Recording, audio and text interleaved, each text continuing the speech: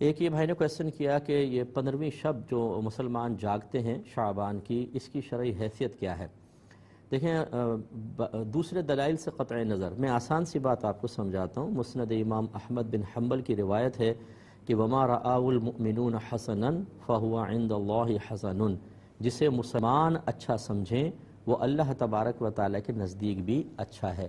اور مسلمان سے مراد سب یہاں پر شامل ہیں، یعنی اس میں مفتیان کرام بھی ہوں، علماء ہوں، مشائخ ہوں اور عوام ہوں، صرف عوام کا نہیں ہے اعتبار۔ تو اس کا مطلب دیکھیں اب یہ 15ویں شب بے شمار علماء اس میں شامل ہوتے ہیں، مفتیان کرام ہیں، اس کی باقاعدہ امت کو اجازت دی گئی ہے۔